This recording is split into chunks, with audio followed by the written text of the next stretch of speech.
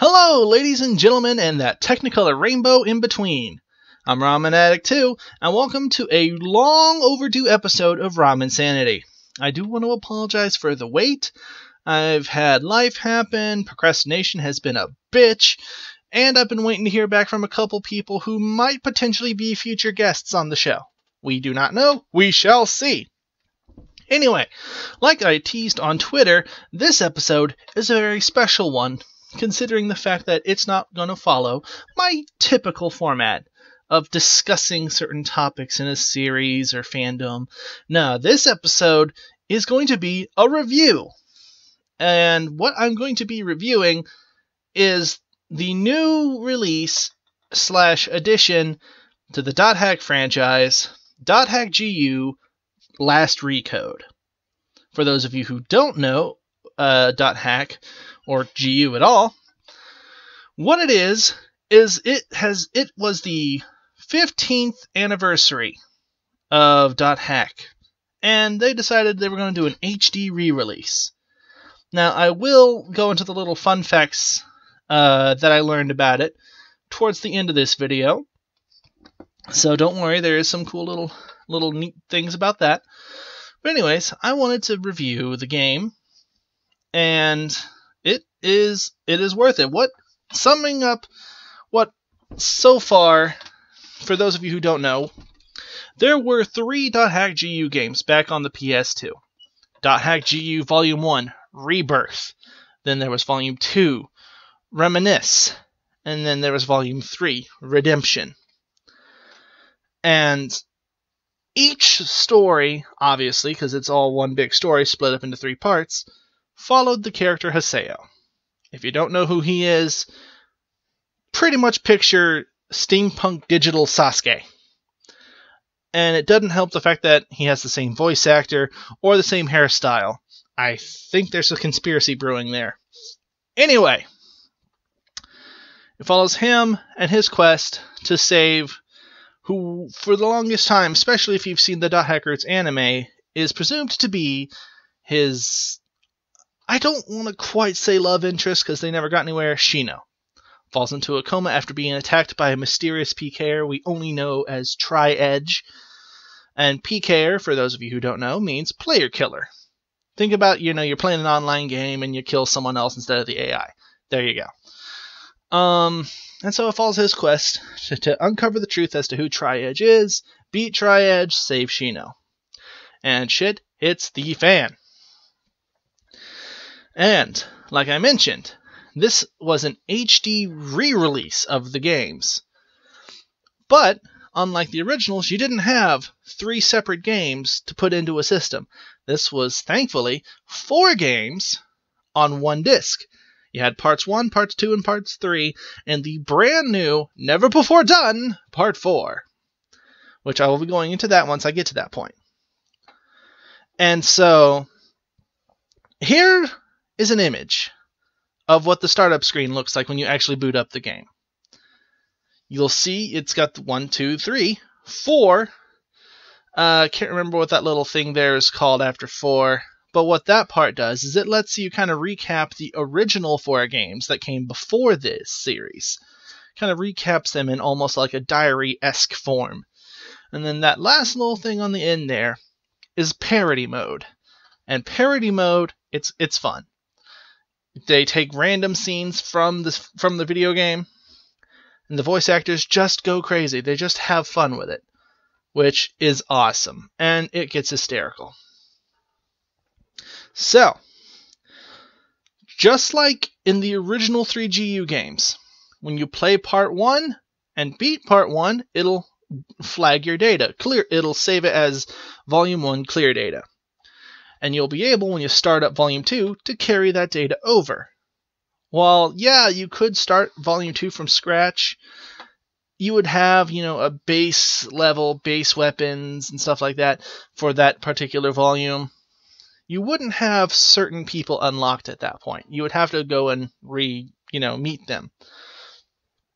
And, this way it saves you a lot of time and gives you the potential to go into what would normally be difficult areas at a much higher level. I definitely It definitely saves you time on grinding, that is for sure. Now, another fun feature that came out with this game is called cheat mode. Now, when you select cheat mode, what it is, it lets you go through the game, whichever volume it is, volumes 1, 2, 3, or 4, at max level, with the best weapons, the best armor, a buttload of health-related items, and you are pretty much good to go. And that doesn't apply just to you, that applies to your party members as well, the people that you can unlock as you play the game. And so it does not recommend that for first-time players or for people who don't want to play it for more than just the story. And so for me, I wanted to play it through normally. I will admit, I stopped probably about halfway through, because of the fact I got stuck at a certain point. Started another save file, which, just like the original, so you have multiple save files, so you can do multiple playthroughs. Started another save file in cheat mode. Started off with the best stuff, breezed through it for the story. And the cool part, while cheat mode itself will not go over to the next volume, everything you've earned, like level, stats, all that, everything that cheat mode gave you in whatever part you're playing, so for this example, part 1, whatever it gave you, you get to take over with you. So you get to take over all the health stuff, all the items and stuff like that, and the same thing for your party members. So it does save you a lot of time. But that's only if you decide to boot up the game with that clear data and not go into cheat mode again. So you play parts 1 through 3. You play the story. Then you get to the brand new part 4. I will honestly admit, part 4's story was not as long as I was hoping. Now, by the level cap in this game is level 150. I admittedly went into part 4 being level 147, so I was already 3 away from the max, so a lot of stuff was going to be pretty easy. But the overall story itself wasn't necessarily that hard, or that long. But brought about a new form, new weapon, new fights, kinda. Really weird boss, and an awesome final fight. And, so, part 4 had its redeeming qualities. So, now, something else that y'all definitely need to know is that people have not only, it's pretty obvious, it's like I said, it's an HD remake of PS2 games. I'm going to slap up an image right about here of something I pulled off of Google of side-by-side comparisons of certain moments from the game, both in the original on the left, the original games, and the HD re-release, less Recode, on the right. You can definitely tell it's a step up. And there is a new character introduced at one point, but I won't say who until later. Obviously, the new form has been released a while back, and a lot of people who haven't played or haven't gotten to that point yet may want to know what the Gate of Ouroboros is, which is the new weapon. So I will explain that in a bit too. Now, I'm going to talk about the similarities and the differences. I'm going to do a little compare and contrast between the old and the new. So, in the old version, they were, obviously the characters themselves are definitely still going to be PS2-esque in appearance. But for the actual cutscenes, they were redone and able to be far more expressive than they were back in the original. Unlike the original, however, the lighting isn't so overly bright in certain areas. You can see more detail. Things aren't oversaturated like the PS2 used to do. And it was just a overall fun experience. Last Recode, obviously things are more realistically lit. The characters were more expressive. And there's another little fun thing that I'll mention during the last little bit of the video. So, moving on. The combat. The combat was the exact same. You hit X, you can either hit and tap and repeat, or press and hold depending on whatever weapon and whatever type of weapon it was to do certain combinations of damage. As you got higher into the job extensions, which are Haseo's multiple forms, you could pull off certain skill triggers and switch weapons in the middle of the fight. Unlike the original Dot Hack games with Kite and all them, you could actually guard in this game. And later, once you unlock the X form in Part 3, you can dash, so that, in my opinion, that's even better than guarding, because you can just zip out of the way. And it's just, the combat is definitely a lot better. I will say the downside to the combat, in both the original and the remake, is unlike the original 4 games, to where if you found out you were outclassed, in GU you cannot run away from the fights without using an item called Smokescreen, which is essentially like, I can't remember the item's name, but it turns you invisible for just a few seconds so you can run away from the fight. The original 4.Hack games, if you were outnumbered, you could just haul ass and get out.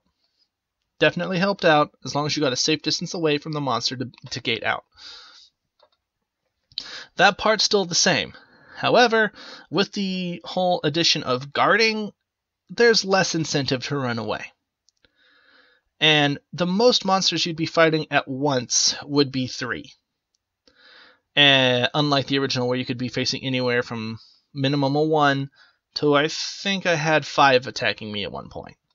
It did get crazier back then. Oh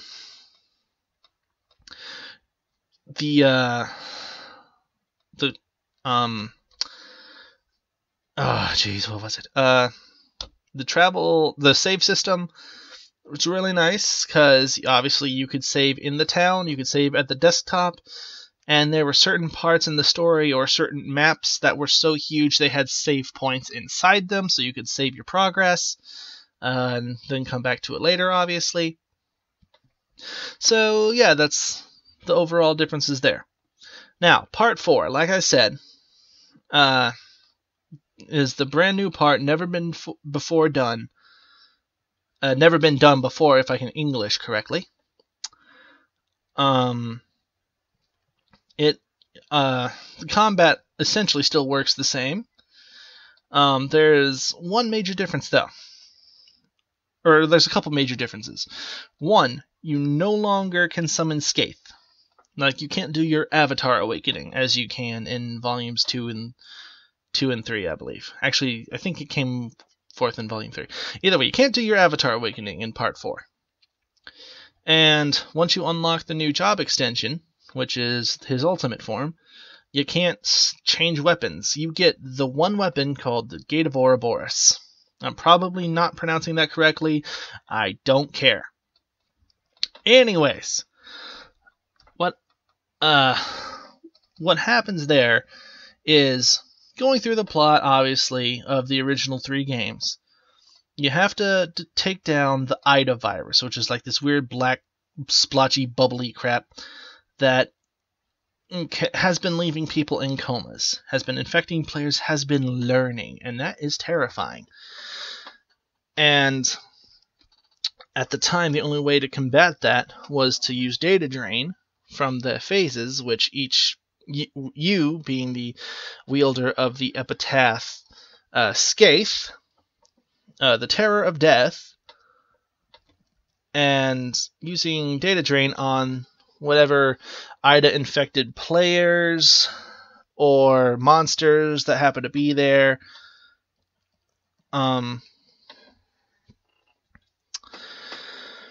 Let's see. And so you go through all that. I'm not worried about spoilers, but just in case you get a little butthurt. Anyways, You go through all that, you manage to take down Ida. I won't tell you how, that part will be a surprise. Anyways, you find out that Kubia, if you played the original 4, you know who the hell I'm talking about, somehow manages to come back as the anti-existence of all of the Epitaph users, and is going to totally screw up the system. And where .hack was putting people in comas worldwide and was messing with, networks, this proved that it was going to potentially destroy the freaking world, because if Kubia messed up the networks too bad, nuclear power plants were going to start having irregularities, could potentially lead to meltdowns, and potentially death. So shit was even worse in GU. So what happened here is you got to fight Kubia. Kubia got way uglier, but it was a very tough fight. You fight him on the outside, and then you got to go straight down his throat, fight him on the inside. The perk is you actually had a save point inside Kubia, to where if for some reason, you had work or school or a life, unlike me, you're able to save and come back later and carry on the fight. You do that, you take down Kubia, whoop-de-doo. Between volumes 3 and 4, the character you meet, Zelkova, he seals away Skaith. That's why you no longer are able to use Skaith during part 4. Stuff starts going really weird. You run into this really, really weird looking creature. Pretty much looks like a zombie techno robo fetus. And it just keeps getting stronger and stronger the more you run into it. So, it all boils down to you needing Skaith back. The reason Skaith was sealed away is because he got so powerful, just him existing again, being usable, could potentially bring Kubia back. That was a bad idea. And so, the only loophole to that is a little option. Well, not less of an option, I guess. More of a impurity, I suppose, is the way to go about it. And so, using a brand new character, this girl, I cannot remember her name to save my life. Anyways,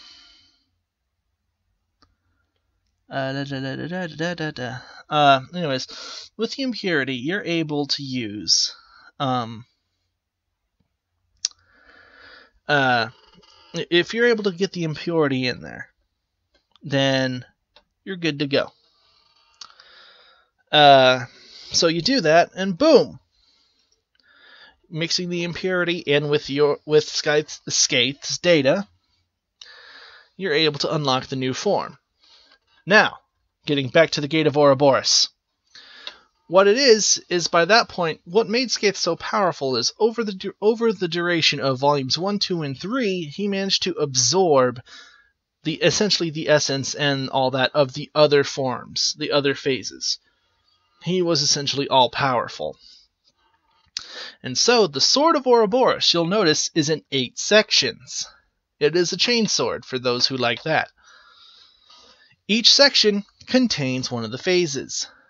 So, while you can't change weapons in the middle of battle now, you can now change attack types by selecting one of the phases to use. And yes, you can chain that with a double trigger, since that double triggered this thing that popped up in Volume 3, and use 2 different phases in one fight. And the typical number of monsters you're fighting is 3, so you could potentially use up to 6 to 8 phases in one fight if you do it right. Anyways, that explains that.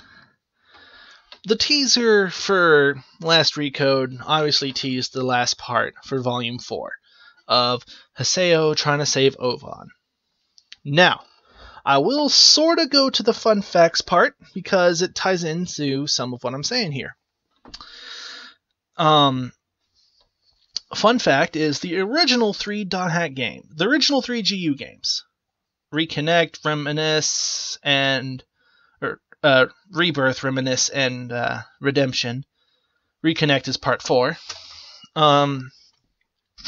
The original 3 .hack GU games took place in the year 2017, which actually explains why they went with GU for the HD re-release and not the original 4. I thought that was really cool.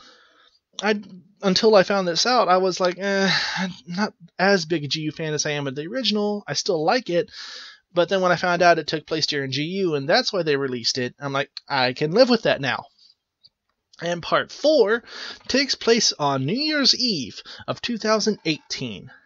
The world has not been updated, and the company that created it is about to shut it down. So you're trying to save Ovan before the servers go offline and Ovan's lost forever.